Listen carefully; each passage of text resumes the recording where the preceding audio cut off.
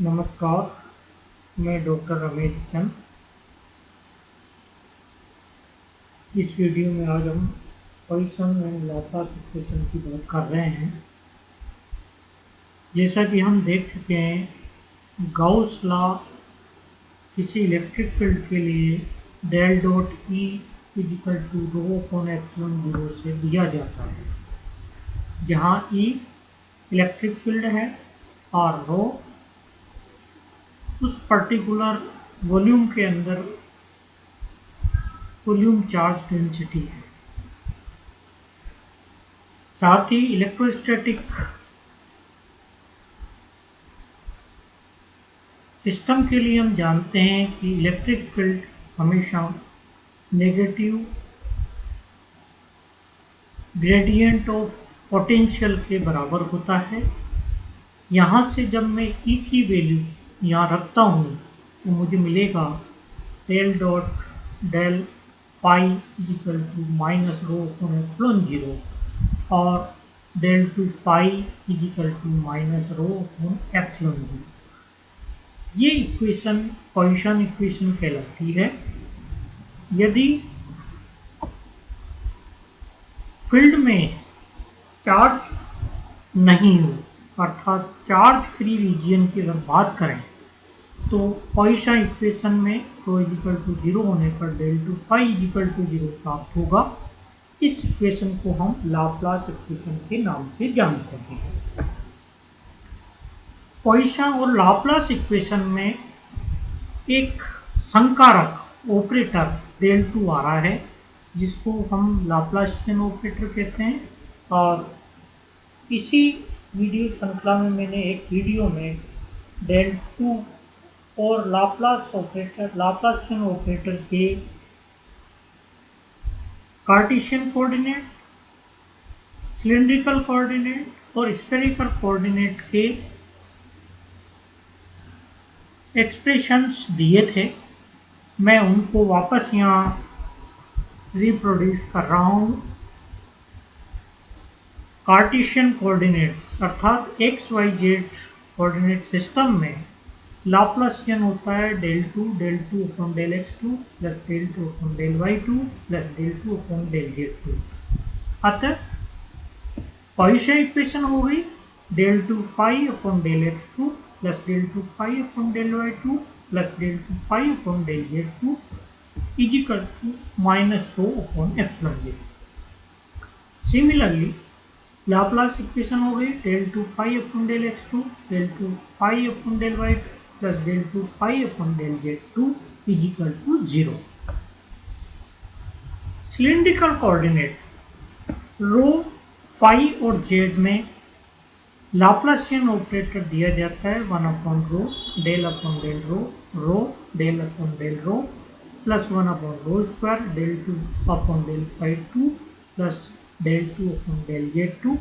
अतः Poisson equation हो गई one upon rho del upon del rho del phi upon del rho plus one upon rho square del two phi upon del phi two plus del two phi upon del Z two equal to minus rho upon epsilon zero. Similarly Laplace equation भी हम लिख सकते हैं। इस del two phi के साथ multiplied phi कर दें तो यहाँ फाई आएगा, यहाँ फाई आएगा, यहाँ फाई आएगा। स्फेरिकल कोऑर्डिनेट के लिए लाप्लासियन ऑपरेटर होता है one upon R square del upon del R square del upon del R plus one upon R square sine theta del upon del theta sine theta del upon del theta plus one upon R square sine square theta del two upon del phi two. Poisson equation को यदि मैं spherical coordinate के रूप में लिखूं तो वो होगा one upon R square del upon del R square del phi upon del R plus one upon R square sine theta del upon del theta sine theta del phi upon del theta plus one upon R square sine square theta del two phi upon del phi. इस प्रकार Cartesian, spherical और cylindrical coordinate में हम Poisson equation और Laplace equation को represent करके उनके expressions को लिख सकते हैं। अब हम थोड़ा विस्तृत रूप से लाप्लास इक्वेशन की बात करेंगे कार्टेशियन कोऑर्डिनेट सिस्टम में। चूंकि लाप्लास इक्वेशन का हल अलग अलग स्वतंत्र चरों की संख्या पर निर्भर करता है, विमाओं के समान होने पर भी इसका हल निर्देश तंत्रों के स्वरूप पर निर्भर करता है। अलग अलग निर्देश तंत्र में इसके हल भी अलग अलग प्राप्त होते हैं। सर्वप्रथम लाप्लास इक्वेशन को हम चरों के पृथक्करण विधि का उपयोग करते हुए हल ज्ञात करना चाहते हैं।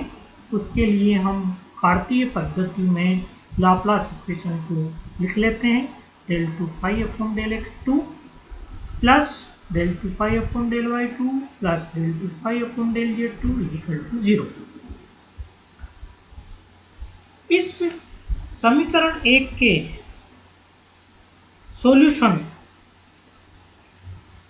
phi x y z को हम तीन पृथक फलनों x जो कि केवल x का फलन है, y जो कि केवल y का फंक्शन है, z जो कि केवल z का फंक्शन है के गुणनफल के रूप में व्यक्त कर सकते हैं। अतः phi x y z equal to हम ले रहे हैं x x y y z z। जब हम phi x y z की वैल्यू इक्वेशन 2 से इक्वेशन 1 में रख देते हैं, क्योंकि ये x के रिस्पेक्ट में पार्शियल डेरिवेटिव है, अतः y z इसके लिए कांस्टेंट है, ये बाहर आ जाएगा। अंदर हमारे पास बचेगा del 2x upon del x2। Similarly यहाँ एक्स जेड बार आ जाएगा, अंदर बचेगा del 2y upon del y2 plus X Y del 2z upon del z2 equal to 0।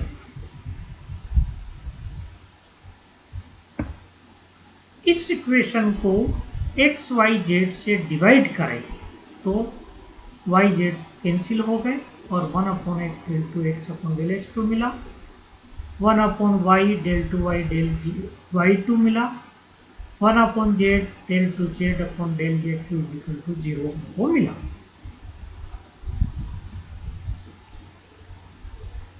इस समीकरण में 1 upon X del 2x upon del x2 केवल वेरिएबल x का ही फलन है, ये हम देख रहे हैं। इसी तरह से जो सेकंड टर्म है वो केवल y पर निर्भर करती है और थर्ड जो टर्म है केवल वो z पर ही निर्भर कर रही है। इसका तात्पर्य ये होता है कि चर x व y में किसी भी प्रकार का परिवर्तन होने पर z में किसी प्रकार का परिवर्तन नहीं होगा। इसी प्रकार x और z में परिवर्तन होने पर y में किसी प्रकार का परिवर्तन नहीं होगा और y z में परिवर्तन अगर होता है तो x में कोई परिवर्तन प्रभावित नहीं होगा, अर्थात तीनों टर्म एक दूसरे से इंडिपेंडेंट है। इस प्रकार ये तीनों अलग अलग स्थिरांकों के बराबर होना जरूरी है। अतः मैं इन स्थिरांकों को फर्स्ट वाली जो टर्म है उसको मैं स्थिरांक माइनस एल्फा स्क्वायर के बराबर ले रहा हूँ, द्वितीय जो टर्म है उसको मैं माइनस बीटा स्क्वायर के बराबर ले रहा हूँ और थर्ड जो टर्म है जो केवल जेड पर निर्भर कर रही है उसको गामा स्क्वायर कॉन्स्टेंट्स के बराबर ले रहा हूँ। अतः समीकरण 3 हमको ये देगी minus alpha square minus beta square is equal to gamma square और gamma square is equal to alpha square plus beta square. इस प्रकार तीन कांस्टेंट एल्फा बीटा और गामा हमको मिल रहे हैं, जिसमें से गामा तीन में से हम कोई सा एक के को हम अन्य दो के सम और डिफरेंस के रूप में ले सकते हैं, जैसे gamma square equal to alpha square plus beta square. अतः यहाँ 3 वेरिएबल कांस्टेंट के स्थान पर केवल 2 वेरिएबल कांस्टेंट हमको प्राप्त होते हैं जिनकी वैल्यू हमको प्राप्त करनी होती है। इस प्रकार जब मैं इक्वेशन 3 का केवल x डिपेंडेंट पार्ट लेता हूँ तो मुझे मिलेगा 1/x del 2x upon del x2 is equal to minus alpha square, और इसको रीअरेंज करें तो del 2x upon del x2 plus alpha square x is equal to 0। Similarly यदि मैं सेकेंड टर्म को लूँ तो उससे मुझे मिलेगा del 2y अपॉन del y2 plus beta square y is equal to 0, del 2z अपॉन del z2 minus gamma square z is equal to 0। यहाँ ध्यान रखिए जो ऊपर x आ रहा है वो कैपिटल है, नीचे वाला x स्मॉल है। ये हम फंक्शन ले रहे हैं x का और ये वेरिएबल x। सिमिलरली यहाँ भी आपको ध्यान रखना है।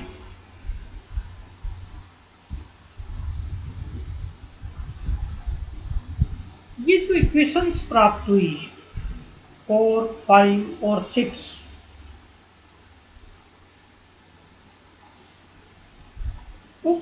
उक्त सभी समीकरण चूंकि अवकल समीकरण हैं जिनका सॉल्यूशन इस प्रकार से हमको प्राप्त होता है x is equal to a1 sine alpha x plus a1 dash cos alpha x, y is equal to b1 sine beta y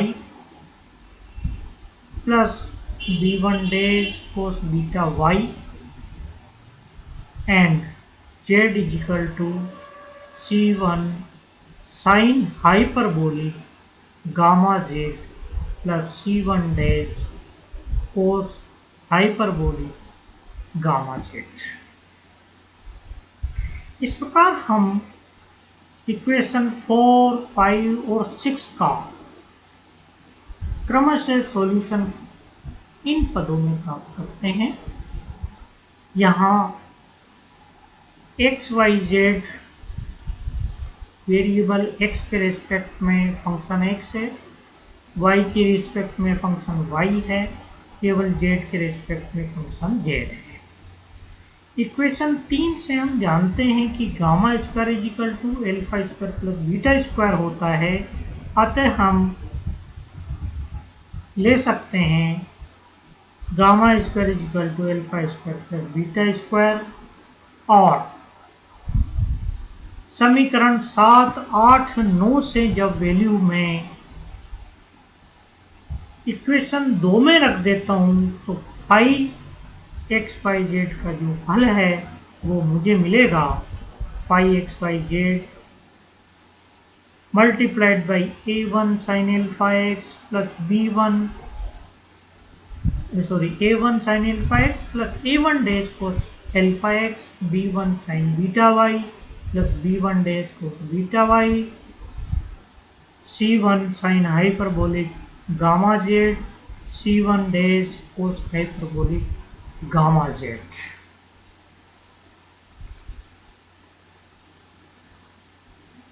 Laplace समीकरण का एक रैखिक हल इन तीनों के प्रोडक्ट से प्राप्त होता है। यदि हम अल्फा बीटा के डिफरेंट कॉम्बिनेशन के लिए हल ज्ञात करें तो वो भी फाई का एक सॉल्यूशन होगा। अतः व्यापक रूप में फाई की वैल्यू ज्ञात करने के लिए हमको सभी पॉसिबल अल्फा और बीटा के सम के रूप में पोटेंशियल को लेना होगा, अर्थात व्यापक हल फाई का व्यापक हल हमको प्राप्त होगा summation alpha summation beta a1 sine alpha X plus a1 dash cos alpha X, b1 sine beta Y plus b1 dash cos beta Y, c1 sine hyperbolic gamma Z plus c1 dash cos hyperbolic gamma Z. यहाँ देखिए phi की जो value ज्ञात करनी है उसमें हमको a1 alpha, a1 dash, b1 beta, b1 dash, c1 और 7 डेज 1 2 3 4 5 6 7 और 8 वेरिएबल का मान ज्ञात करना होता है।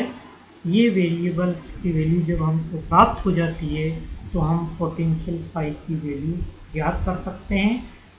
इन कॉन्स्टेंट्स की वैल्यू को बाउंड्री कंडीशंस का इस्तेमाल करके हम ज्ञात करते हैं। इसके लिए मैं अगले वीडियो में आपको इस सॉल्यूशन का उपयोग करके किसी पर्टिकुलर प्रॉब्लम के लिए पोटेंशियल की वैल्यू किस तरह से निकाली जा सकती है उसको अगले उदाहरण में मैं बताऊंगा। आज का मेरा ये वीडियो मैं यहीं स्टॉप करता हूँ। नमस्कार।